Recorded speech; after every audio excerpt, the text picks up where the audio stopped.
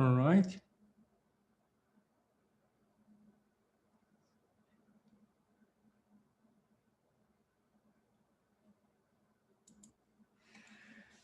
Okay, here we are. And everything has been set. Hope you guys have had a good weekend and your first week went well. The quiz, I guess most of you did very well. That's good. I'm going to post the solution right after the lecture. And I guess you guys can see your result right away. And except for the like last question, which is more like I'm checking your presentation. For some of you, I graded. The rest I will do after the lecture. Okay. So before I start, is there any concern or question or anything you want to bring it up, or we are good to go? And I guess we agreed for the office hours. If you have any questions, please just send me an email. We agreed that Tuesdays, I believe, or Thursdays, one of those days, which we said it works for all of us. All right, so if there is no question, let me quickly check chat. Maybe somebody has. Okay, good morning. Good morning. So let's move on with the a new topic, which is curvilinear motion. But today we are going to use the x and y the n and t coordinates. We discussed how to use x and y coordinate. And today we are going to see how can we use a normal and tangential, basically, coordinates. Let's start with a very, very simple and specific case. Rather than a general path, let's assume we have just one circle. And as you can see, we can construct the n and t coordinates at any point where the particle is located. So like particle P is over there. T, as we know, is going to be tangent to the circle, and N is going to be normal to that or normal to the curve at that point, which means N and T are perpendicular, right? So as the particle moves, the coordinates also moves. Let's say the next moment when the particle, let's assume is somewhere here. The particle is coming here. Our coordinates also moves with the particle. So this is going to be then my tangential coordinate, and this is going to be my normal coordinate, right? So that's the difference between n and t coordinate and x and y. If you recall, the x and y coordinate, they were fixed, but this one moves with the particles. And the components that we have velocity, as you can see, like v, and the same components if I draw it for this guy over here. So I'm going to have then velocity v, and velocity is always tangent, as we know, to the basically path, right? So this is v, and the same with acceleration. But here now we have two acceleration. We have normal and we have tangential acceleration. So we have, like here, I'm going to draw AT, and we are going to have AN. All right, so AT and AN. So this is AT and this is AN. And we have some basic formula for these. So V, we can write it as R, which is radius, multiplied by theta dot. What is theta dot? Theta dot is the range of change for this theta, for this angle. Let's say if I fix a line here, like as a reference. All right, so a fixed line here, and then I measure this angle, theta. And then I check how this theta is changing with the time. So I can say V is R theta dot. Theta dot is the rate of change for the angle. We define theta dot, we just call it as omega, and we call it angular velocity. Now you can think of this particle as being part of a disk. You can imagine a disk, and this disk is imagine rotating with omega, angular velocity. And its unit is radian per second. So whenever we use omega theta dot and in angular motion or in circular motion, we use radian, not degree, all right? Keep it in mind. So this is for velocity, and we have a formula for acceleration, at, which is equal to r theta double dot. And similarly, we define theta double dot to be alpha, and we call it angular acceleration. And its unit is going to be radian per second squared. All right. So what is theta double dot? The rate of change of the angular velocity. How much the omega is changing is theta double dot, or we call it alpha. And we can define an, the normal acceleration, as r theta dot squared, right? Or I can simplify it and write it down in a form of r theta dot squared divided by r. See, these two are the same, right? So I divided by r, but I squared the r at the top, right? So r theta dot, we know, has a formula. It is equal to v. So it is then going to be v squared divided by r. So very basic formula, which I'm sure you've seen it in your physics course. So let me also write the other version. So then this is simply is r omega, and this is r alpha, right? So this is something that, again, as I said, I'm sure you've seen it in your physics course, and it's just a review. So we have velocity, tangent acceleration, and normal acceleration. All right, and we know what are the direction of each of these. Is there any question, guys, here? Something unclear? All right, so it's quiet. I assume you're good. Now let's generalize it. Let's say we have like a general path.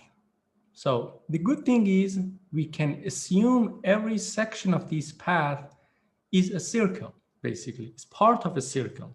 For example, when this part, let's say, is at point B, I can assume that if I can draw a circle here, I can assume that this section of the circle, path, is part of a circle. Let me make it a little bit nicer. So, yeah, not bad, right? So if this is the case, then simply what I have here, I have the velocity, and also I have, so this is v at point B, and I have the elements of acceleration, right? So I have normal acceleration and the tangential acceleration. All right, so AT and AN. This is AT and this is AN.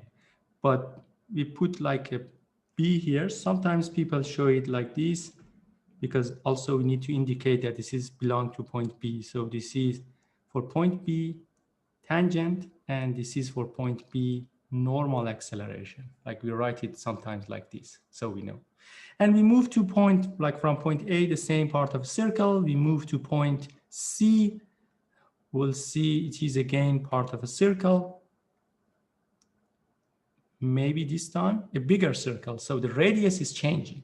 So keep in mind, since the radius is changing, now the acceleration is changing, the velocity also is changing, right? And also their direction is changing.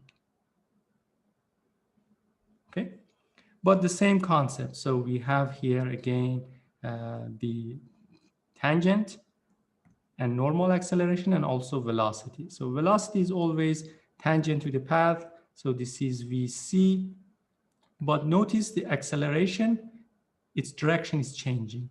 Now this is the normal acceleration and this is the tangent acceleration. Maybe I make it smaller so you will see which one is which. So this is tangent for point C, and this is normal for point C. All right. So which formula we use? The same concept. So we say V always is R theta dot, and AT, tangent acceleration, is R theta double dot, and normal is either R theta dot squared or V squared divided by R. All right. So here, since we don't have really an actual particle spinning around the circle or rotating around the circle, we keep the like the parameters as theta dot, so to remind ourselves that these things are changing instead of writing it as omega. So we just write it as a general formula.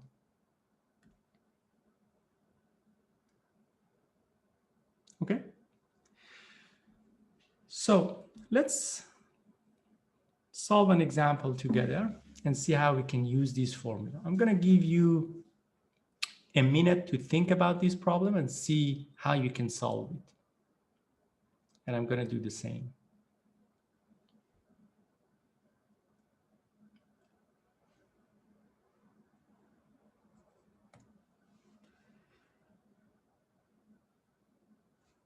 So while you're checking, I'm going to go check the chat and see what's going on there.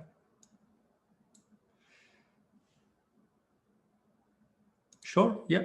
So I guess maybe I was a little bit fast. Let's move back. So you can see the formula one more time. By the way, I put the blank slides on Canvas the day before. So in case you want to print them, or if you have a tablet or something that you write digitally, so you can download them, either print or on your tablet, so you can write on it. But try to also have your own note. Remember, as an engineer, the more you write, the better. So these things are correlated. You will see later. Okay, let's move on then to the next slide. Okay. All right. See how you can solve this problem.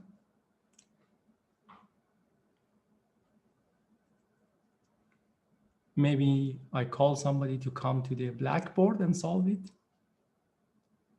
No, there is no blackboard here, right? So just solve it for yourself and then compare with my solution. Okay, so how do we start? Any idea? So let's first understand the problem. We have a car, a race car. Start from this point at rest. So here the velocity is then 0.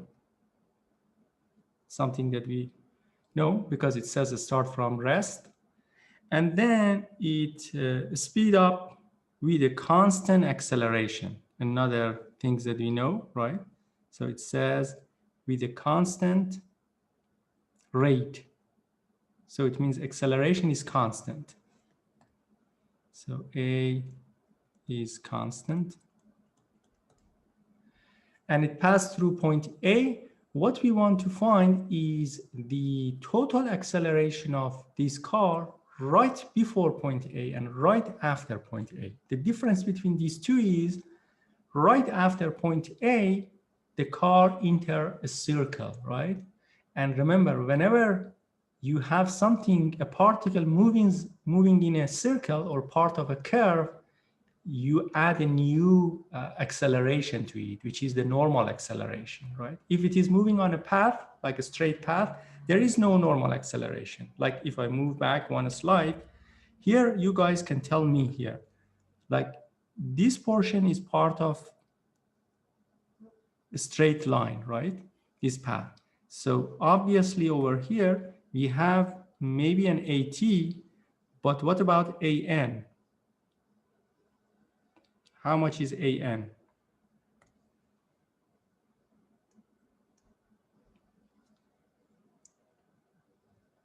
I'm sure you know the answer. 0, that's good. So AN is 0 basically because we know the radius is infinity, right? And AN defined as V squared divided by R. Still we have V, still we have AT, so everything is there, but so we have also V. We have V, we have AT, but we don't have AN because the radius here we know is R is infinity. All right. So, but the moment this particle you saw enter a curve, we have AN. So that's the things that you should know about this. So let's solve it together. The first part, I'm sure is easy. All of you got it, right? Right. So I have the time. It says 30 seconds, so it speaks about the time. And I have the distance, so simply, and A is constant. So simply I use the formula that we know, AT squared plus V0 T, right? So 1 kilometer, we convert everything to meter, half of A, 30 seconds, plus 0. From here, I can find out A.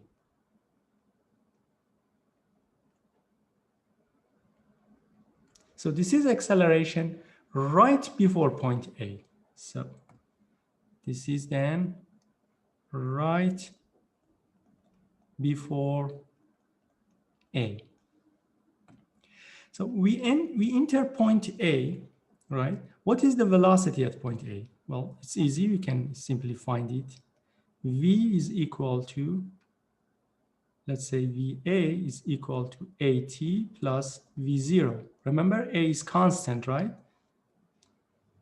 So simply we can use this formula. From here, VA, we found A, and we know it's going to take 30 seconds. So it's going to be 200 divided by 3 meters per second.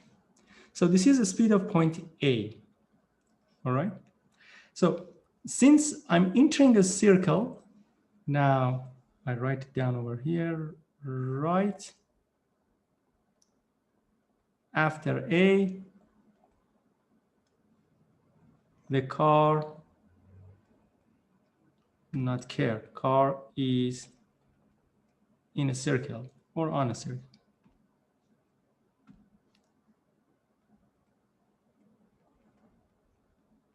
So we have then AN, which is V squared divided by R.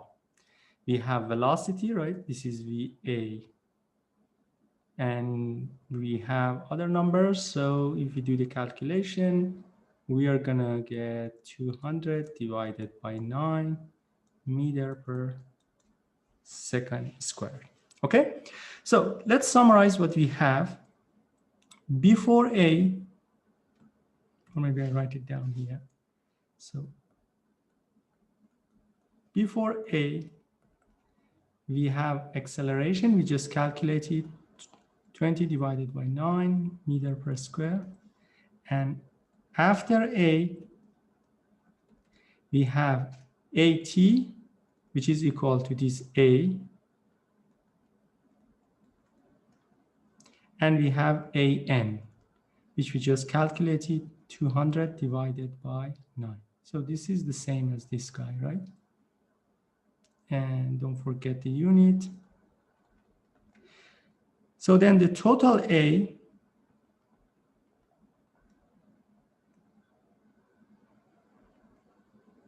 is going to be then squared plus squared. So you can see it's a very big number, right? Even the AN is way larger than AT, right? It's about 30 times larger. Am I right? Yeah, 30 times larger. So we'll see the element of these normal acceleration is even more important. That's why if this race car continue with this speed, there is a chance that this car may flip. Hopefully not, but it's possible, right? That's because of AN. And later, like in next basically chapter, when we discuss about forces, we will see that this may happen. Okay. So I'll let you guys to write and finish up writing, or if you have any question, please ask.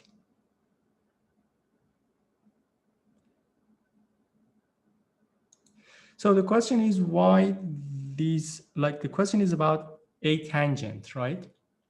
Why they are equal? That's a good point.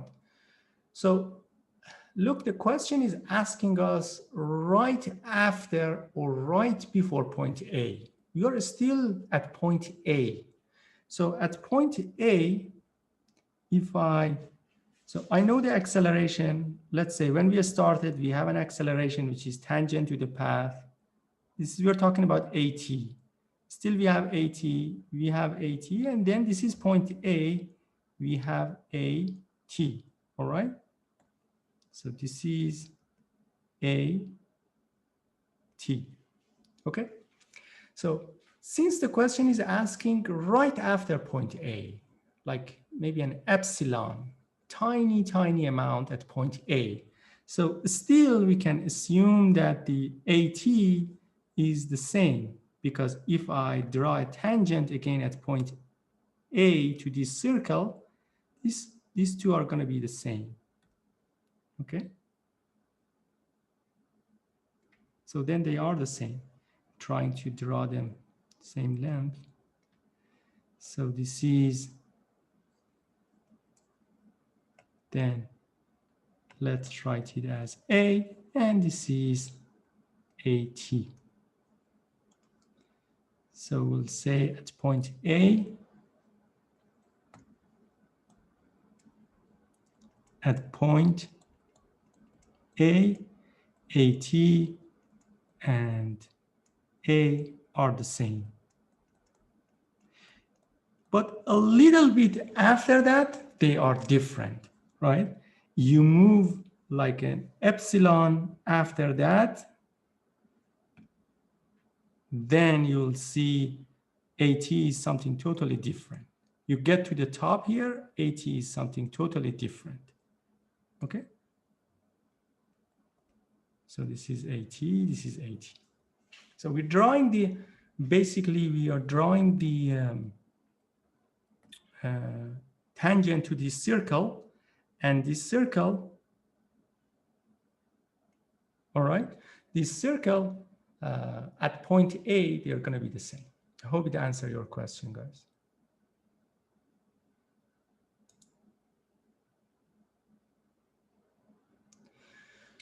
So the question, it won't be the same after entering the circle. No, after entering the circle is not going to be the same. You see, AT is changing, right? But since the question is asking right after point A, it means still we are at point A. It's just that amount. It's more like a limit. When you solve in math, a limit, we are still, right? If you draw a tangent at point A, although you enter the circle, but you are at the beginning of this circle, right? So these two are the same. But a little bit after that, AT is different. Okay? So any other question, guys? I hope it's clear. Now you got the idea. Okay? All right, so let's move on then to a little bit more analysis of circular motion. Okay, so apparently these circle things is an important thing in dynamics, and later you will see it is very important when we discuss mechanism. And the reason is, if you look around yourself for all the machineries, always there is this circular motion. So it's important for us to understand it very well. So let's assume I have a particles that moving on a circle, and we fix the T and N, right? As we discussed, tangent and normal coordinate. This is our T and N. And let's say for reference, we set maybe a fixed line here. So you can assume that this line, if we continue, it's going to intersect, right? They're going to go to the center. This is point maybe O. This is the particle, all right? And we have this angle, we call this angle theta.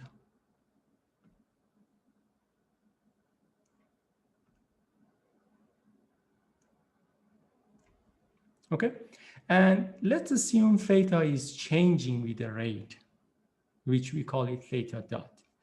So we define our formula again here. So we define omega to be the rate of change of theta with time, dt. Okay, which also we show it by simply theta dot. Out of laziness, we can just show it by theta dot. And we define alpha to be the change of omega, right? The change of omega divided by t. Alpha, angular acceleration, how omega is changing with time. Or I can simply write it as theta double dot, all right?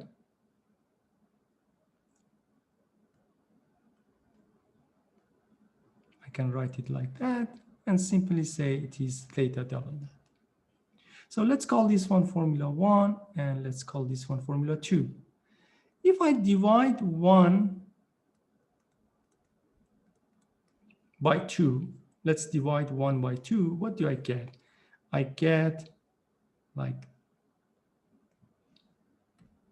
let me write it, omega, let's say divided by alpha, I get the theta divided by dt, and then the omega divided by dt.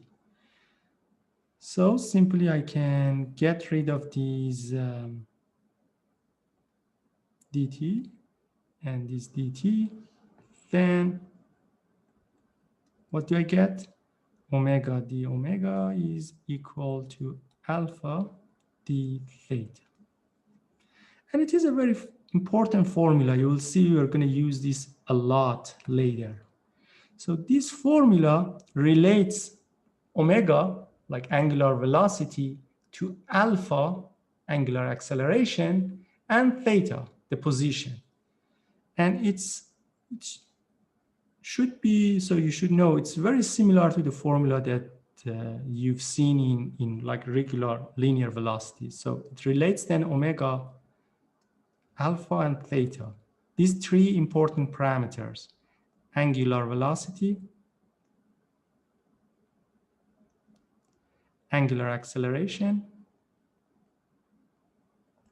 and position, which is angular position. Right?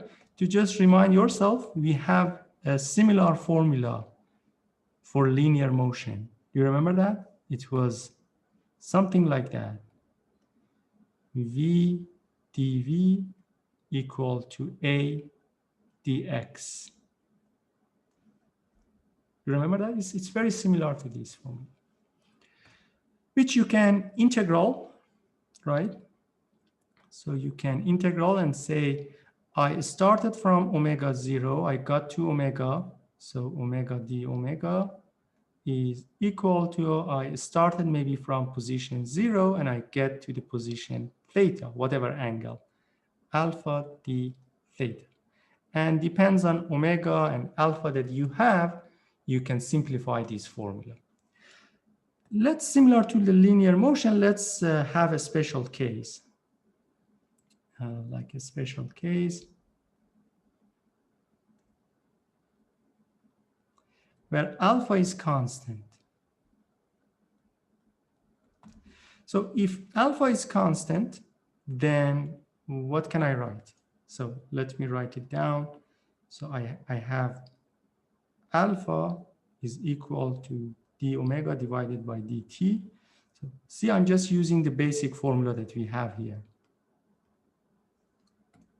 Okay, so formula number 2. I'm going to use this formula that we have. So if I simplify it, then I'm going to have d omega equal to alpha dt, and then I integral, right? I started from omega 0, I got to omega, and then time, I started from time 0. Always time we start from 0, and I got to t. Alpha is constant, so then omega is going to be alpha t plus omega 0. Okay, and similarly, I repeat this one for the first one. Omega is equal to dt divided by d theta divided by dt. This is formula number 2. This is formula number 1, right? So I can write then d theta omega dt. I can integral. So I started from 0. I get to the position theta. D theta is equal to, we found omega, right? And we start from time 0 and we get to time t. Simplify this one, you will get half of alpha t squared omega 0 t, which again, these are very, very similar to what we had for linear motion, right? It's just these parameters has changed. So in linear motion, if you recall, we had like this formula. I'm gonna, just to remind you, write it down here. So we had like V equal to AT plus V0. Now it's very similar to this one. And what did we have? We have also X, half of AT squared plus V0T. Again, it's very similar to this one. It's more like analogy between these two. What about this one?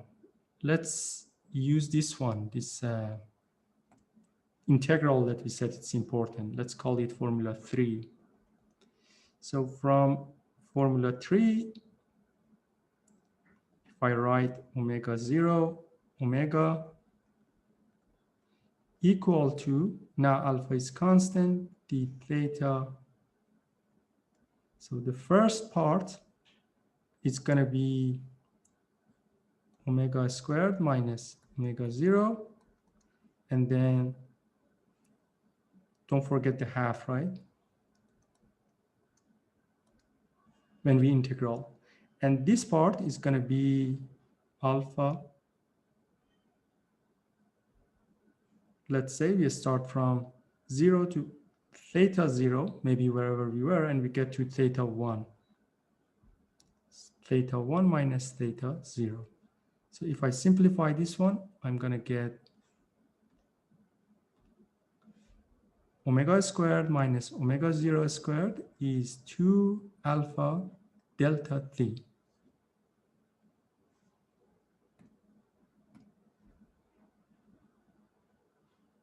Okay, and to remind yourself, it is very similar to the formula that we had. V2 minus V0 is equal to 2a delta x.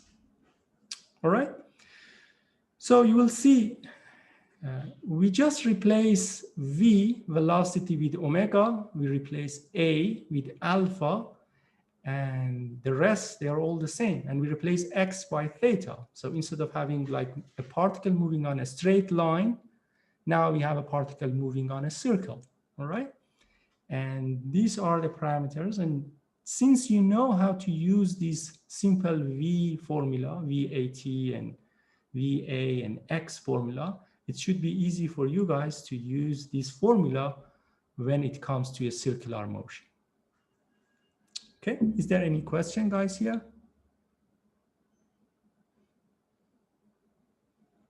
I'm gonna check the chat. No, nothing is there. So it seems things are simple for you. If that's the case, I'm gonna give you 30 seconds to write down your note, and then we solve one example together.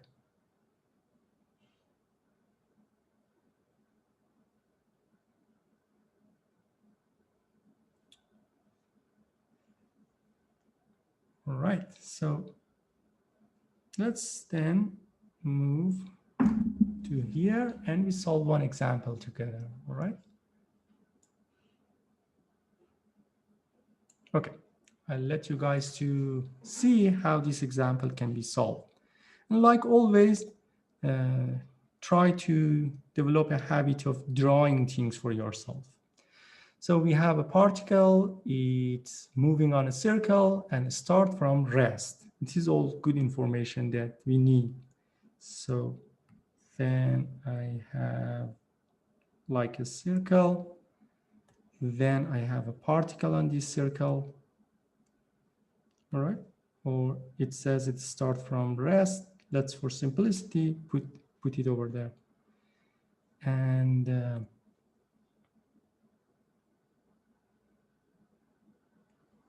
this is our reference line. Okay, so, and the question is telling us that these particles start from rests, and but with an acceleration, with a constant acceleration. So AT is A0. So it means this is constant. Okay. And what else? We know that there is no velocity because it starts from 0. V0 is equal to 0. Again, the clue here, because it starts from rest. So this particle do a complete revolution. So, right, it says it starts with this acceleration and moves around this circle and comes back and keeps going. What we want to know, after one complete circle, what will happen to its acceleration? Is it going to change? So AT, of course, is not going to change, right? Because AT is constant. So we know that for sure. So I'm going to write after one revolution,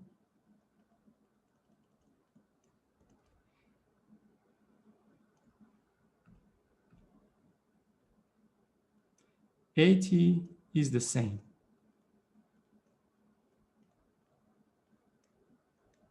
It is A0, because this is what the question told us. But we should have AN, right? Now the question is how we can find AN. We know there is a formula for AN. It is velocity squared divided by R.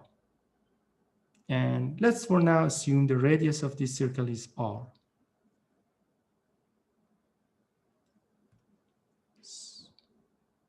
Maybe later we can get rid of this R somehow. Okay, how can I find V, velocity? So this is the question. Try to see if you can figure it out. Or maybe we don't need to use V. We can just simply write down R omega squared.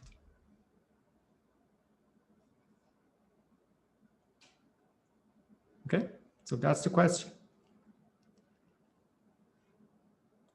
So we want to find out omega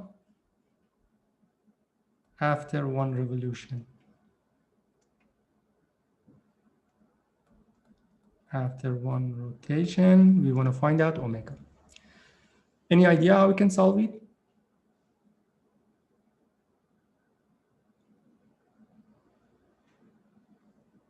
You can unmute yourself and tell me if you know how we can find omega. I'm going to give you a hint. So we are not talking about time, right? So whenever we are not talking about time, there is nothing about time, your best friend is this formula, this integral. But since things are constant, then maybe you go to the simple version here.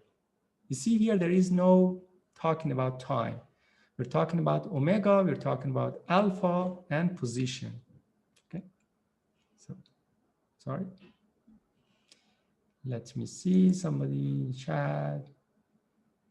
So theta is 360 degree, but remember 2 pi, right? Always we use radian. Okay, so as I said, let's see if we can use this, our friend, this formula, 2 alpha delta theta. So we want to find out omega. We started from rest, 2, all right? And what about alpha? Do we know what is alpha?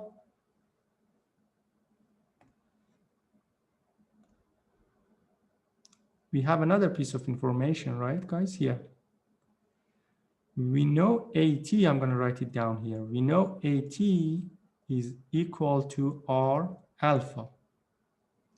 So we know AT is A0. So we have alpha. I just need to replace it here.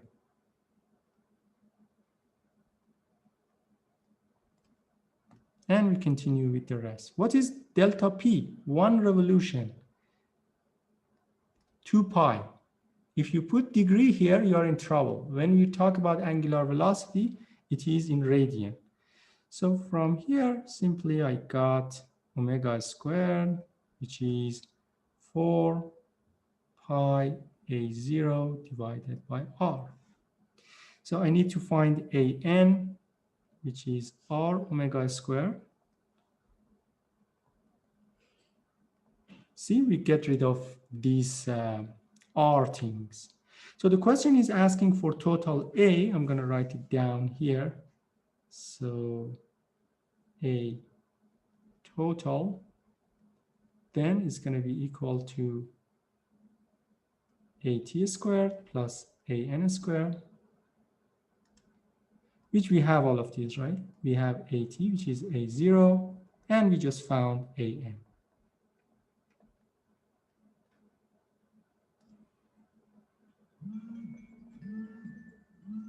Okay.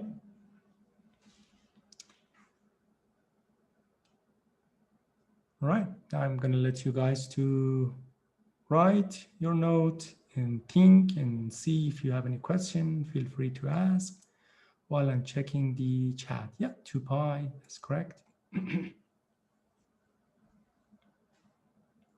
So as you can see, very simple when you learn how to solve the problem.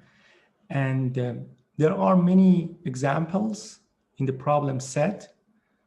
So far for quiz 1, you solve question 1 to 13. For quiz 2, and also to practice this, the topic for this week, start with question 14 and to the end.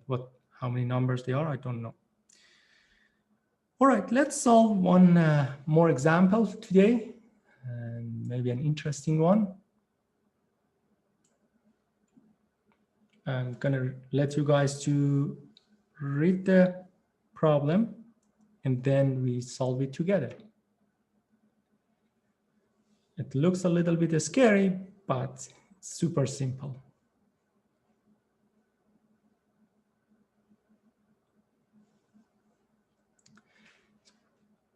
So try to read it.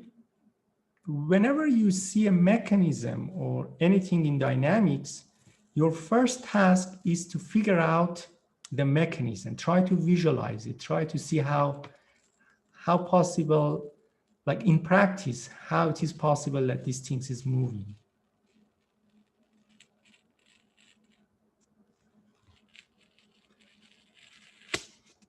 Right? So here, what do we have? We have a mechanism. It's called scotch and yoke. Yoke, I guess you guys know what is yoke, right? Yoke is the things that they put on like two animals and like in farms. It's something maybe looks like a yoke, but it's not really a yoke. But anyway, yoke is this plus sign, right? So this, we have a bearing at two sides here, like here we have a bearing, they are fixed. And then we have this yoke, this plus, you can think this like bar plus this vertical bar, which has a slot in it, and it can move left and right easily. And then we have this circle, right, which is rotating about point O. So point O belongs to this circle. It's on the back of this yoke, basically. And there is this pin A, which is attached to the disk. And as the disk is rotating, this pin is pushing this yoke to the left, and then point A is gonna spin, right? It's gonna spin and it's gonna come back. It move it back. I have a video on YouTube, maybe if I can show it to you. Can you guys see my screen? Like this mechanism here? Yes, yeah. No? Yes, good. All right. So let me play it, then you can see. So it's simple mechanism this guy built. I put the link also here for you, which later you can watch with more details. So there is that motor, and then you'll see this is the disc, which is on the back. He built like half of it, which is okay for our purpose. So as this thing is spinning, this link is gonna move. So we turn it on. Now you will see how this thing is moving, right? So you'll see he increased the speed. Probably through the Zoom video, it might be a little bit slow, like the video might be slow, but later you can watch link. So he increased the speed, and as you can see.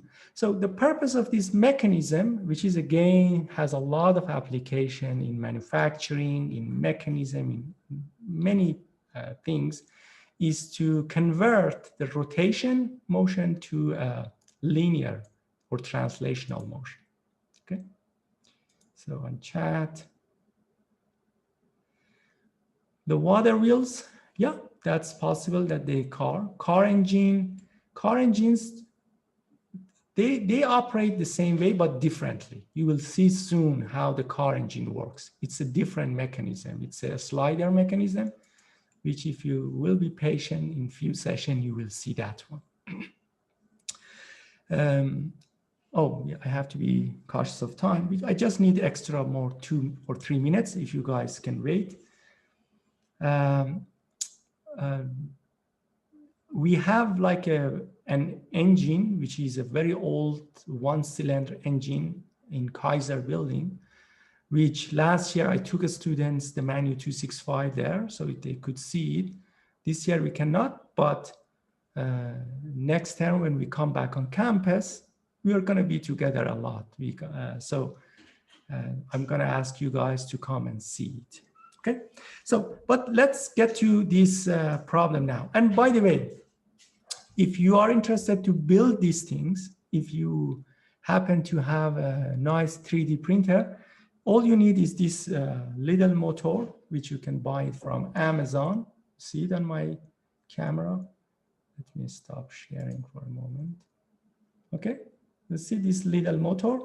So this motor has some gears. Later we will study this motor as well. It's a good thing to also get this motor. So it converts a very fast speed to a very powerful torque. This is what you need to rotate these things. You can buy it from Amazon if you're interested, let me know. Or you may find a similar one yourself, and I'll give you the link.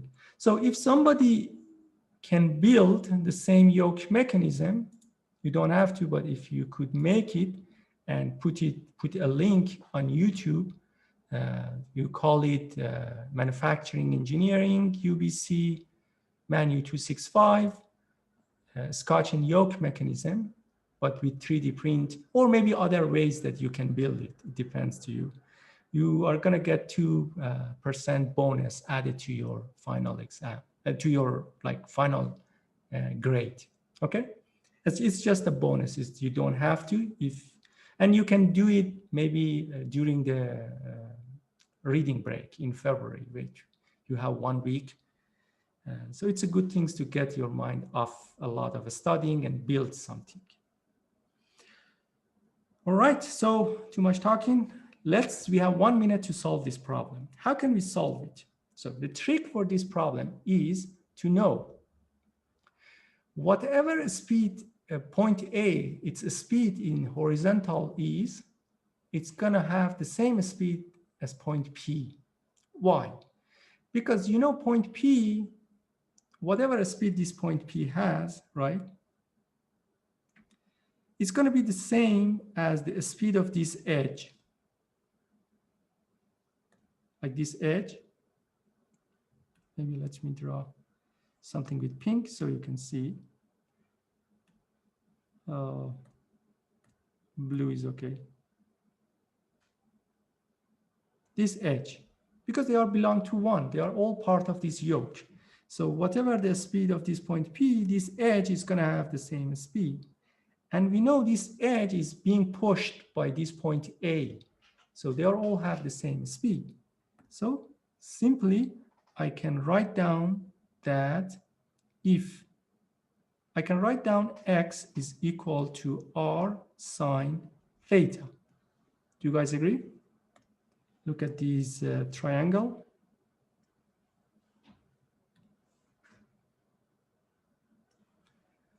X is equal to R sine theta. And if I find X dot, which is R theta dot cosine theta, then as I explained, this guy is equal to VP. Like velocity of point P is equal to R theta dot is omega cosine theta.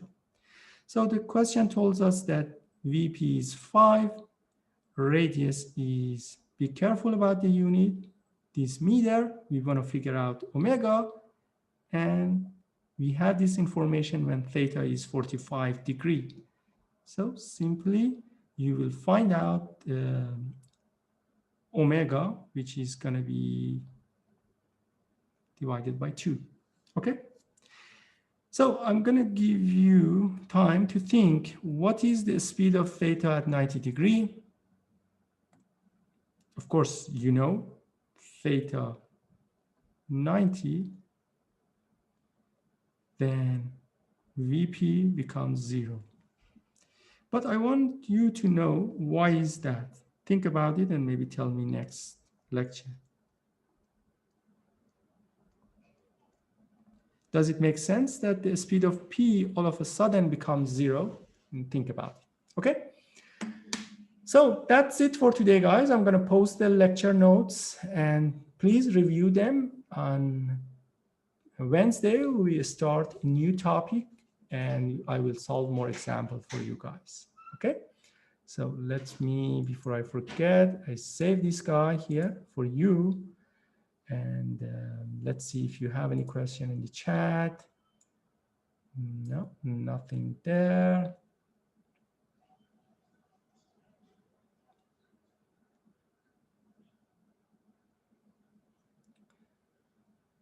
Okay. Is there any question, guys? Or we are good? Good? Okay. In that sense, let me close the today's session.